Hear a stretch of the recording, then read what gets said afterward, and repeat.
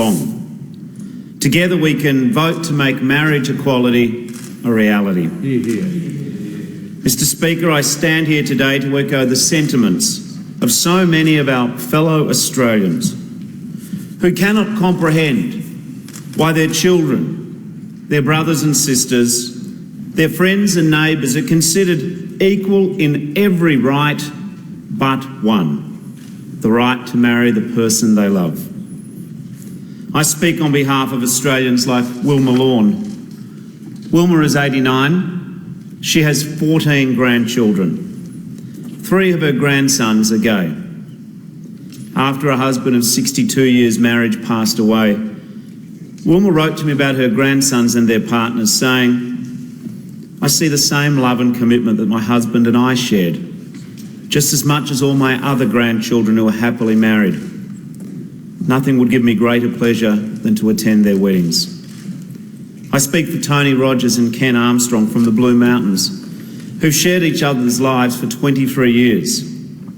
When Ken needed a kidney transplant, Tony was the donor. Both men are proud Australians. They love our country. They can trace their ancestry back to the First Fleet. And there is nowhere else in the world they want to get married. Today I speak for Sophie Meredith and Alison Gerard, who've been together for 8 years. They wear rings. They have 2 children whom they adore. They fulfil all the obligations of marriage: care, respect, love and family. Yet they are excluded. Their relationship is, in the eyes of our laws, somehow different, somehow less. Go down any street in Australia and you can hear these stories. Hard-working people raising children, building communities, serving the country, made to feel like second-class citizens through one last lingering relic of legal prejudice. It's in our power in this place to change that once and for all. That's why Labor promised to deliver marriage equality within our first 100 days. Today we seek to honour that promise. Mr. Speaker, I live in a blended family. I have stepchildren who I love as my own children. And part of the reason Chloe and I chose to remarry is because we wanted a sense of formal equality between our other children and their baby sister. And of course, from time to time, you still hear people talking about the superior moral value of a traditional family. It's a narrowness I've learned to live with. But for LGBTI Australians and their families, those criticisms are far more common, far more cruel, and they are backed by actual legal discrimination. Why should the children of LGBTI Australians be denied the formal recognition of their parents' relationship? So some might say that marriage equality is a second-order issue, identity politics, mere symbolism. But what they need to understand is if you already enjoy a legal right, it is easy to take it for granted. For me, it is as simple as this. In delaying marriage equality, we are not just falling behind the rest of the world.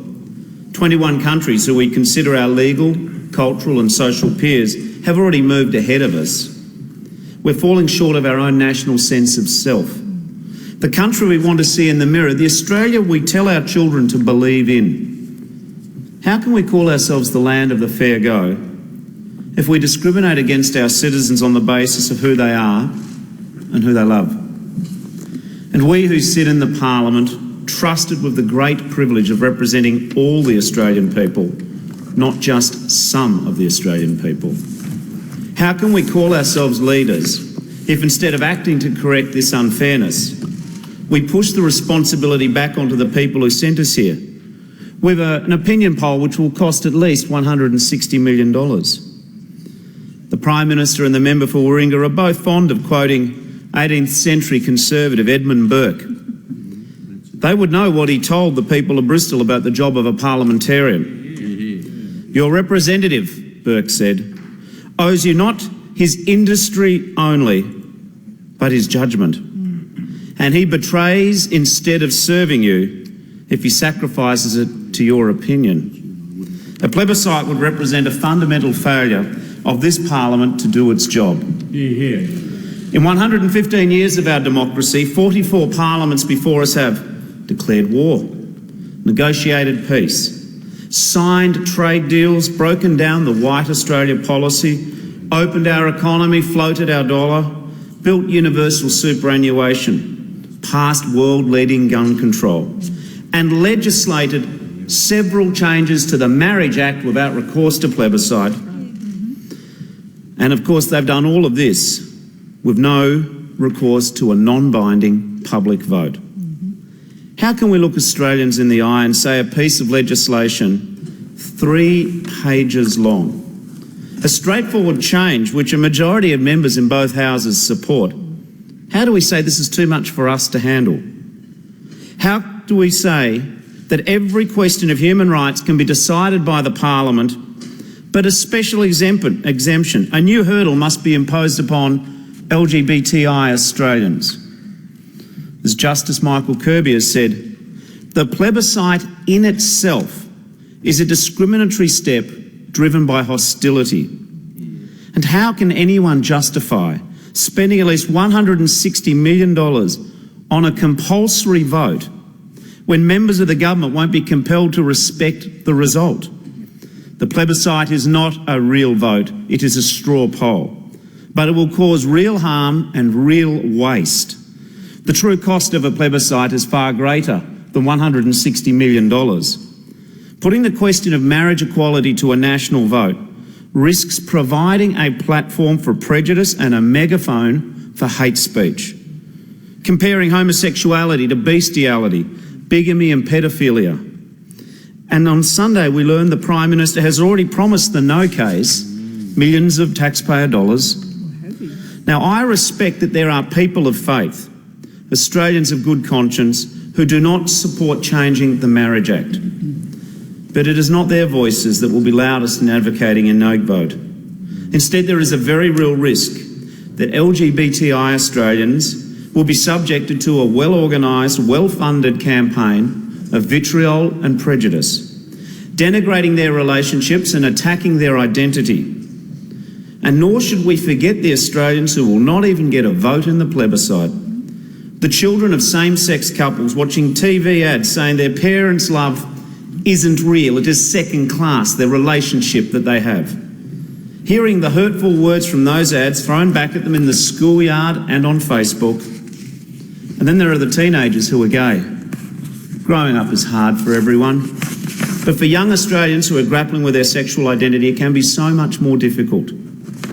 Every piece of expert advice tells us young Australians who are gay are more likely to contemplate suicide and more likely to take their own lives. And the idea of young people, perhaps yet to come out, seeing the legitimacy of their identity debated on the national stage, that is not an ordeal which we should inflict on any citizen when we have a better path. Let me be as blunt as possible. A no campaign would be an emotional torment for gay teenagers. And if one child commits suicide over the plebiscite, then that is one too many. Mr. Speaker, achieving marriage equality should be an occasion for joy, a unifying moment of celebration. That's why the Deputy Leader of the Opposition and I have brought this legislation forward today. And I say to the Prime Minister, this is an issue you said you cared about. You've been Prime Minister for a year now.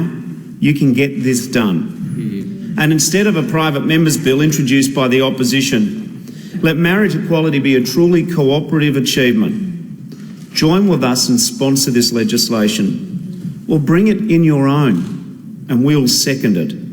We are prepared to work with the crossbench as well.